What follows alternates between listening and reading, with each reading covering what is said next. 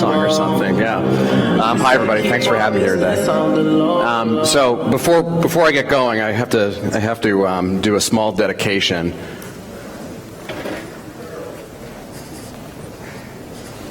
I think I'm going to do a small dedication. Which way am I pointing this again? This way?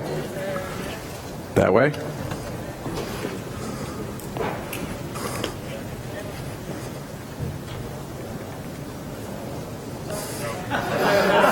Is it working now? Okay, all right. There we go. And actually, I was not joking. That was a really technical issue right there.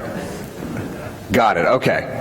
Awesome. So my name's Aaron White, and I'm from Boston, Massachusetts, and I'm a former computer science graduate from Carnegie Mellon, turned tech entrepreneur, and now investor, and I'll just kind of walk you through a little bit of my background, which will lead to a bunch of fun mistakes and hopefully positive lessons for you guys. So right after I graduated college, I wanted to do technology. I just love software, I love coding, and I jumped right into a startup with some friends that I had worked for as an intern in the woods of New Hampshire. So basically I would drive past, cows and sheep and maybe one person, for an hour-long commute before I would get to somewhere where we develop high-tech software for the best companies in the world. Sort of really kind of funny to me now, being more in the startup ecosystem, but that's where we were. And I was very alone. I didn't have a startup community in New Hampshire that I could learn from. So love that you guys are building one here. Definitely get connected to one, either in reality or virtual reality, which is a favorite place of mine. It's useful. And so that company ended up failing. We didn't do a good job of finding product market fit. We did a bad job of pricing. We did a bad job of basically everything. So I thought, okay, well, this software company didn't work. We were doing enterprise debugging software. It was very technical. I've learned a thing or two. I'm going to try my hand starting my own company now. And why don't I do something like animation? Never done animation before. Let's make an animation company. That's kind of a stupid idea, but I had a passion for drawing, so I started, again, with a few more friends, we started this company to make drawings and animations. Easy to make them in the browser, so you could log into this website, you could draw, you could animate, you could make friends, and we did some cool stuff. We attracted 500,000 users, and we had many hundreds of thousands of them were active at one point or another, creating millions and millions of pieces of art. But ultimately we failed. We failed because we could never attract financing, we never honed the product, we couldn't sell them anything. Kids don't have money and they can't buy things online, or they couldn't back then. So that tanked. And then I'm like, okay, well, why don't I just back out? Let's not commit to anything. Let's be a little non-committal. I started working on a number of side projects, different consumer apps, and some did well, some failed. But I learned a ton, and I started doing startup consulting in Boston, working with different companies. One was Runkeeper. If you guys are runners, you should use the app. It's awesome. Worked with them when they were 4 guys in a living room up till, they had tens of millions of users. So learned a ton. And started learning what I didn't know. And I'm going to get to that in a second, but from there, I was able to co-found this company with a friend of mine, and this was a company called Boundless. We started as Boundless Learning, we eventually became Boundless, and it was about making textbooks cheaper and better and available to students. So I don't know how it is in Croatia, but in America, you pay all this money to go to college, and then once you get there, your teachers tell you to go spend another $1,000 a year on textbooks, which is like, well, what am I paying you for? Shouldn't this come with, but it doesn't. You pay for it out of pocket, and students don't really have money, so a lot of them would just skip buying textbooks or, not take advantage of their course. So we're like, you know what, we're going to make textbooks digital, we're going to make them cheap, we're going to use open licensed content from around the internet. I think we're a little ahead of our time, but ultimately did pretty well, and Boundless was just acquired by a company in Boston called Valor, and so we're their sort of digital arm now, which is great. And then around that time, I also helped start a company called Price Intelligently. So a lot of you are making SaaS software. It's hard to price things. Do you charge $40? Do you charge $100? What's your business model? What's your segmentation? Most people just guess. So we actually started a company to turn that into a science. So we started it as a consultancy. So we would consult with SaaS companies on how to do pricing. We had a data-driven method that we had developed and honed and written about and gotten some notoriety for. And we used that consulting money to bootstrap and fund a product. So we're actually building a SaaS analytics and BI dashboard. Works with Stripe. It'll work with other billing systems soon, and that's doing well. That app's called ProfitWell if you need it, so check it out. And then joined up with Venrock. So what I didn't mention on Boundless, unlike Price Intelligently, which was bootstrapped off money we were making working with the types of clients we ultimately hope to sell to, Boundless was venture-backed. So my co-founder and I got together and we put together a 12-slide presentation. We had no software, we had no team, we hadn't really worked in education other than being students, and we raised a $2 million seed round.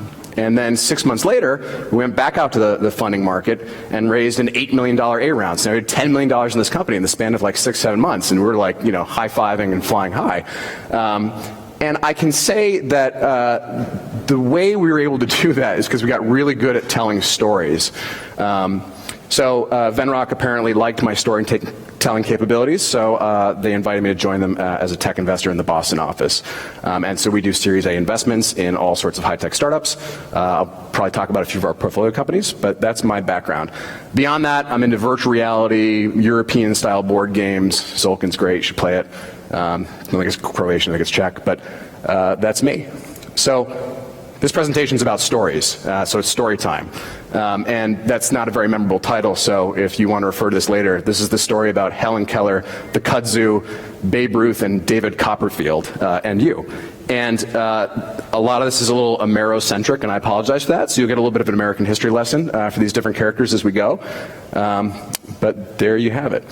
So the power of stories. Stories are insanely powerful, and I think when you're building software is insanely powerful too. You may forget how important speaking is and the written word, and how really, if you think about what's the programming language of the mind, what's the language they speak, right? If you had infinite time and you sat someone down and you had conviction about, global warming or the singularity or whatever your personal passion is, and you could just put them there and talk to them for hours and days and walk them painstakingly through every little logical step and every piece of reasoning, you probably could get them to your point of thought, right? You've changed their mind. You've programmed them. That's really cool. It's powerful. You don't have infinite time, so what you got to get good at is telling those stories very quickly.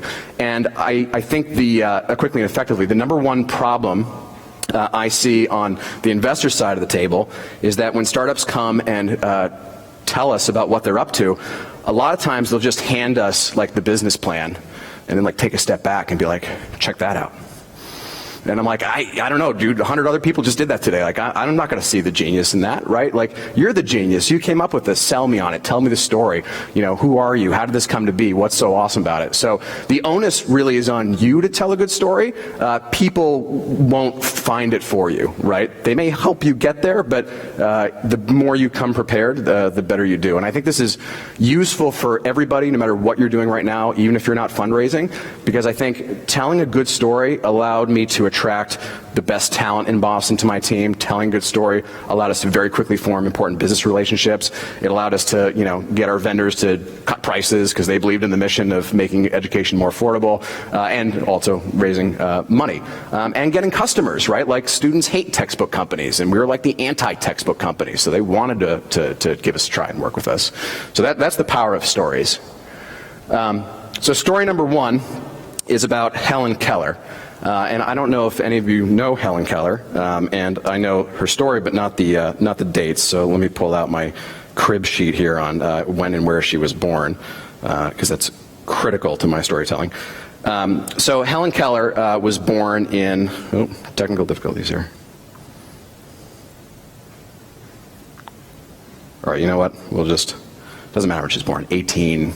I think she was born in 1880. And she was born to a family in the southern United States, in Alabama.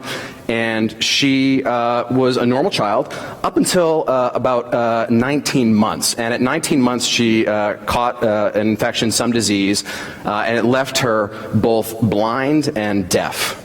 Unfortunately, she hadn't really learned much language at this point, so this really crippled her ability to communicate with others. I mean, imagine being both blind and deaf. That's an incredible disability set to have. And her family, of course, loved her so much. They worked with her, but they couldn't quite break through. How do we communicate with this person who can neither see nor hear? They can only touch. And eventually they found their way to a woman named Anne. And she had worked with blind students before. She had her own disabilities that she had worked on. And she was able to start teaching Helen language and through touch. And there's a great movie and a great breakthrough moment where she puts Helen Keller's hand under running water and spells water on her hand. And Helen finally makes the connection that these touches are words and that things have words attached to them. And we all take that for granted because I can point and say chair, but if you can't see or you can't hear, like, that's a really big leap. So suddenly she had language. And Helen went on to go to Radcliffe in the United States, which was a women's college. It later merged with Harvard, so it was really, you can think of it as a Harvard-esque school. She became a writer. I think she's written 12 books, including her own autobiography. And she also became a lecturer and a political activist for people with disabilities. And she's a hero. Like, that is a heroic tale. And so the first takeaway for you is about the hero's journey. And each one of you who's a founder and each one of your startups is you as a person have gone through your hero's journey, and you as a startup will go through your hero's journey. And if you understand how to frame and communicate this, it's a fantastic opportunity. So it starts, you're minding your own business, the world is what it is, and you're faced with a challenge. You know, in her case, it's this crippling disease. And it's a struggle for her family to, communicate with her until they find this mentor, which, helps her start developing the tools for language. And she goes through this revelation, language, this is a thing. And she is transformed into this better person who's learned more, and she comes back and gives this gift of how do we help disabled people learn better, and how do we create a society that supports them better. That was her. She learned that lesson the hard way and brought it to the world. And so for every startup that you work on, at some point, I think you need to think about how to frame what you're doing in the hero's journey. So actually, I'm just referencing even just one from yesterday. I forget the name, apologies, but the startup about bees, which was, kind of cool. Like, how do we help the bees and beekeepers? And it didn't come out until the end, but if it were my suggestion, I would say, your family and friends are beekeepers, and that's how you know the problems of beekeepers. Like, lead with that, because if you do that, then I want to listen to you. I trust you on bees. You're not just some person who wants to start a company because you want to make money. You actually have a passion for solving this problem. You have a relation to it, family and friends. Like, that is important. You earned this revelation, and you're going to bring it to the world. We're going to make beekeeping better. So that's the hero's journey. And that's the why you for your startup, and it's also your startup, this revelation. And your whole business is actually this revelation, if you think about it. So, it's what is the key insight that your startup has that nobody else knows? This is your secret. It's been talked about in the hero's journey context. It's the revelation. That is your unfair advantage in some sense that you're going to sort of press upon. That's your mission. That's the reason you exist. And so I think founders who have a story that gives them that revelation that then leads to a company that brings that to the world, that is sort of the ultimate best story. Now, not everybody can do that. That's hard. That's okay. And some of the hero's journeys are sort of less obvious. So I'll give you a fun one here. This is Stuart Butterfield of Slack, which I hope most people use. It's a fantastic product. His entrepreneurial story, he got started, he wanted to make a game and accidentally ended up making Flickr. I'm like, okay, it's hard to feel bad for him there. So he went back out, his success, his connections in the Valley, and he wanted to make another game. So he raised money for this company, and they're building this sort of MMO 2D thing, I think. And unfortunately, it just wasn't working. And this is, him like struggling. This is his struggle. I want to make a stupid game, and it's not working. But, in the abyss of death, this company is going to fail. It turns out his team had been building communication tools to help them organize better, and he realized, well, this is really good. What if we bring this to the rest of the world? This is the thing I've learned, is that a team is made so much better by effective communication. This solves a real problem. I'm going to bring that to the world. That's my revelation, and that's how Slack came to be, and Slack is a monstrous product and company. So there are different ways to arrive at your revelation. So that's number one. Story number two is the kudzu plant, which we'll come right back to after I talk about evolution. If anybody hasn't yet read The Selfish Gene by Richard Dawkins, fantastic book, kind of changes your mind about, or changes how you think about evolution. But one thing that's really interesting that I don't think enough people think about is you might think about one animal adapting to its environment and, you know, growing a longer neck so the giraffe can eat the leaves from the tree, but that's not exactly how it works. The tree is evolving with the giraffe. The tree is trying to escape the giraffe so all of its leaves don't get eaten, and you get this arms race, and that's how you get giraffes with very long necks. These two organisms co-evolved. One was evolving a defense, and the other was evolving an adaptation. Same with the hummingbird and these plants. In this case, it's actually a positive co-evolution. These plants prefer to be pollinated by birds instead of bees, so they started developing longer and longer snouts for these birds that had smaller beaks at the time, and over thousands of years, hummingbirds ended up with these long noses because the plant wanted that, so to speak. So that's evolution at its normal state. We have multiple different organisms evolving in one ecosystem together. There's kind of a harmony. It shifts over time, but it's pretty stable. But some things aren't stable. Some things are invasive. And the kudzu plant, which I believe is native to China, although no one's really sure, it's sort of a set of plants, is a very aggressive plant. It grows up to 1 foot a day. It grows right over other plants and chokes them of sunlight. It's a mean plant.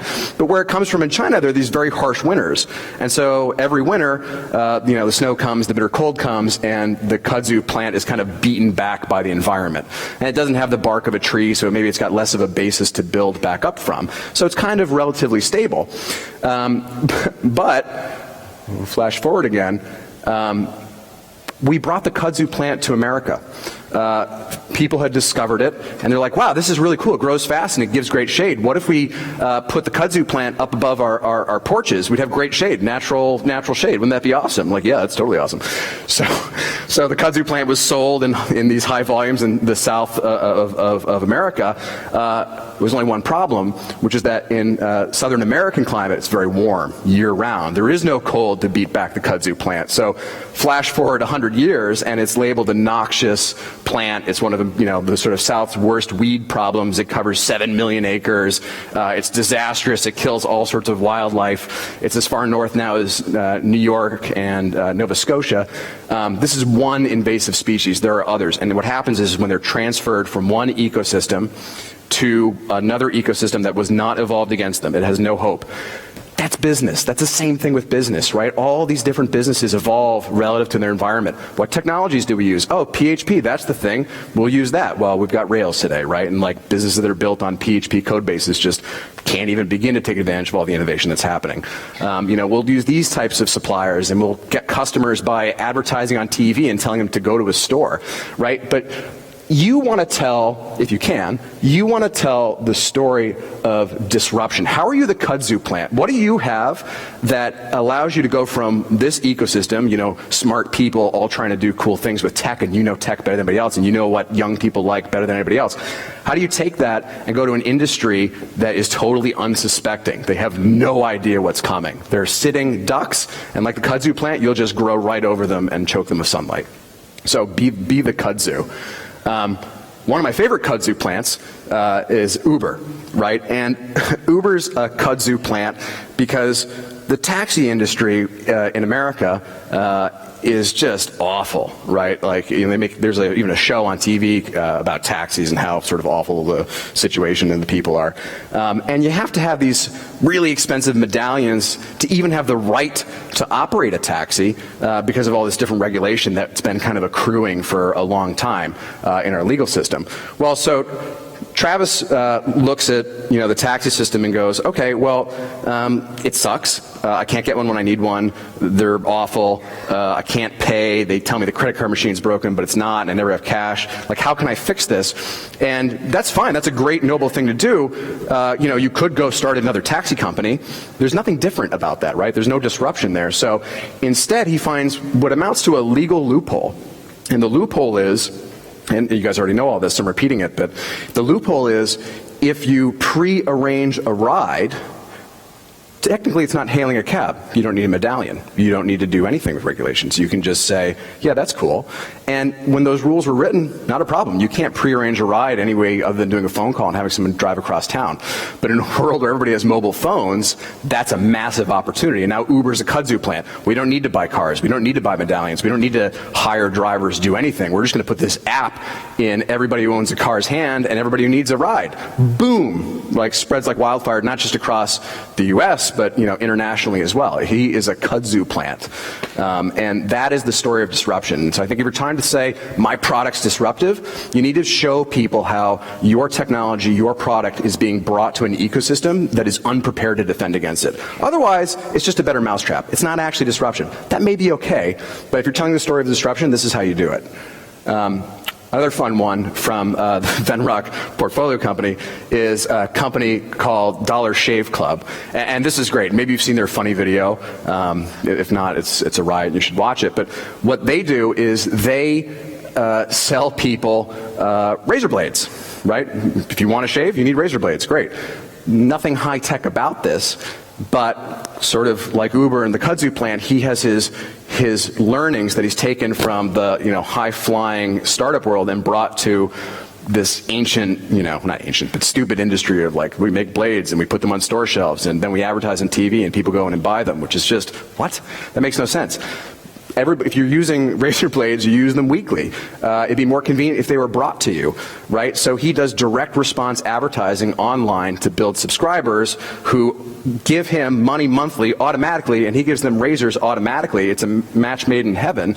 And what is, let's take Gillette, which is a razor company in the U.S. What is Gillette going to do against Dollar Shave Club, right? Like, on the one hand, they make blades and people know the brand, but on the other, if they start selling to direct to consumers, then their supply chain is going to get, or the distribution chain is going to get pissed at them because, well, you're trying to undercut us and blah, blah, blah. And so they anger their current sort of revenue base, and they don't know how to price, and they don't know how to make good software. They're a razor blade company, right? So how do they learn to do direct advertising? How do they learn to make a great SaaS product and experience, and the joy of opening up a Dollar Shave Club brand and having this fantastic marketing? They're just not going to do it, right? So this is the disruption that a razor blade company has brought to the world. Okay. Story number 3 to arm you with. So this is Babe Ruth, and he's a very famous American baseball player from the 1920s and 30s. And he was sort of known for being an incredible athlete, being a bit of a personality and a loudmouth. But what was really interesting, and the only reason I would talk about him 80 years later, is that in 1932, while playing for the New York Yankees, he made it to the World Series.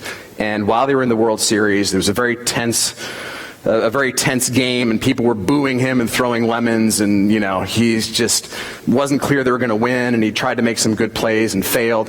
So he gets up on the plate, and 2 strikes, which means if he misses this next ball, it's game over, at least for him, and probably the rest of the game. They weren't doing so well.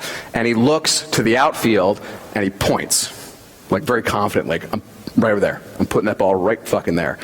Pitch gets thrown, and whew, home run. And it was like this super long home run, straight down the way he pointed it. I think the President of the United States was in the audience watching this, and everybody's just like, holy crap! Like, did that really just happen? Did he just do this and do that when most people sort of miss, or it goes, God knows wherever?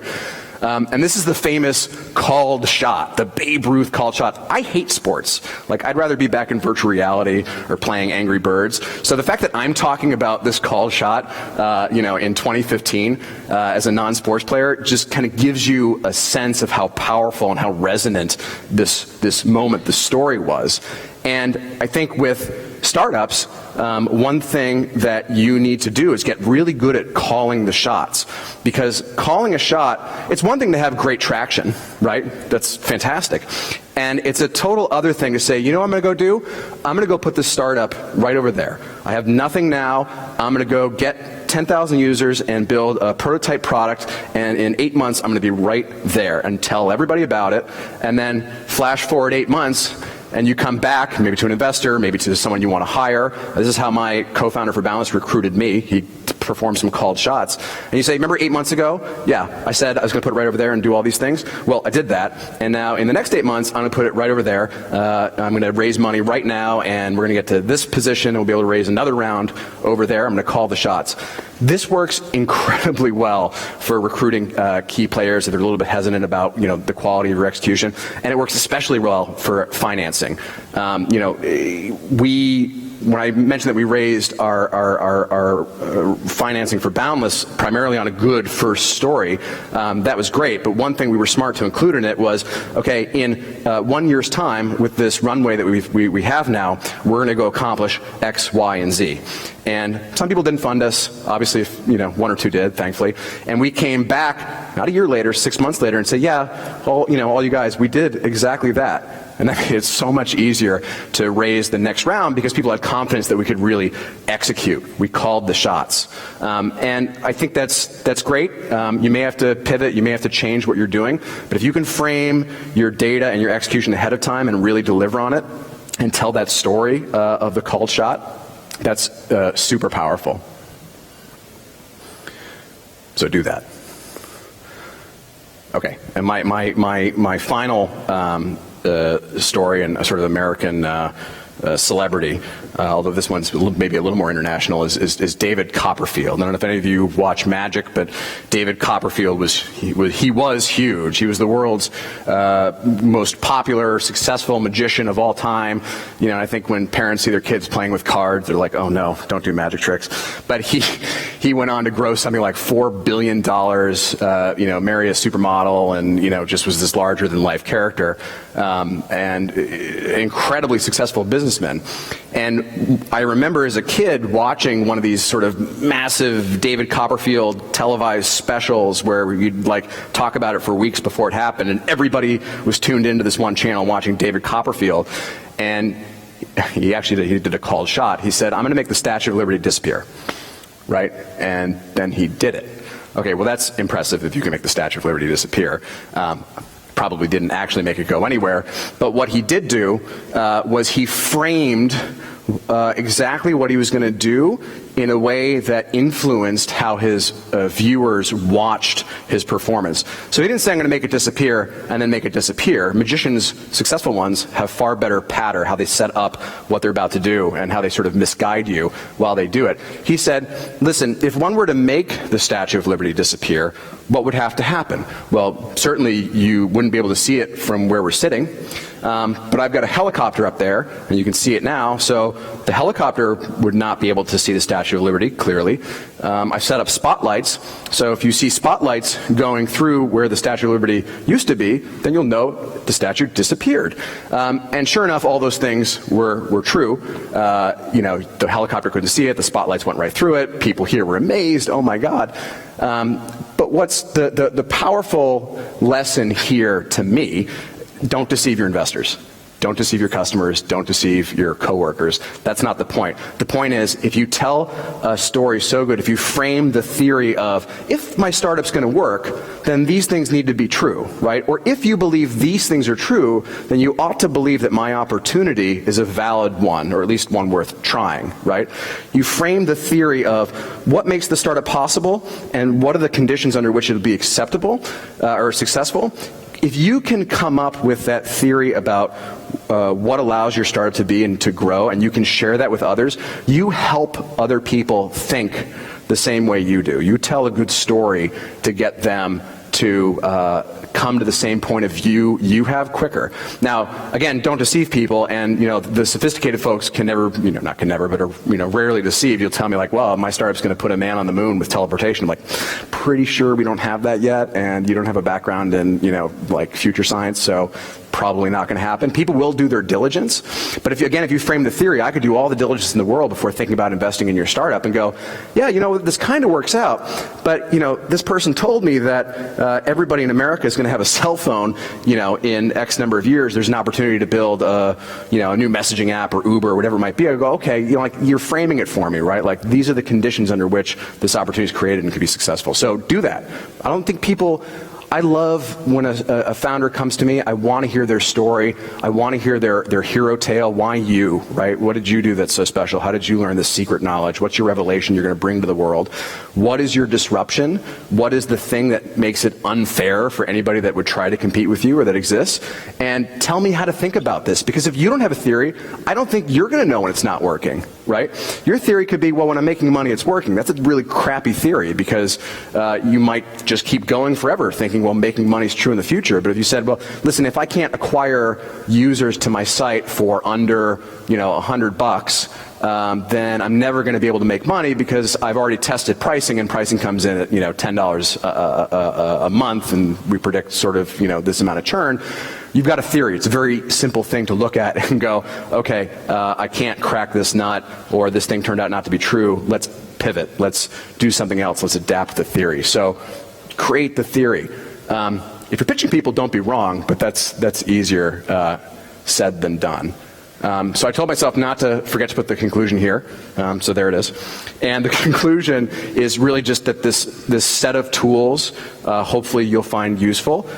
Find your hero's journey. Find how you are disruptive, and think about it in sort of this evolutionary concept. Call your shots. Be really good at telling the story about how good you are at executing. Pushing me data is not nearly as impressive as you saying, we set out to do this, and this is what happened, and you frame that for me. Like, we called this. We were psychic. We saw this coming.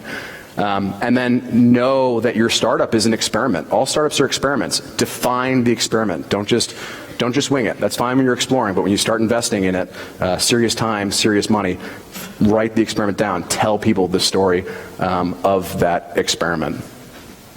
So, thank you. Thank you, Alan.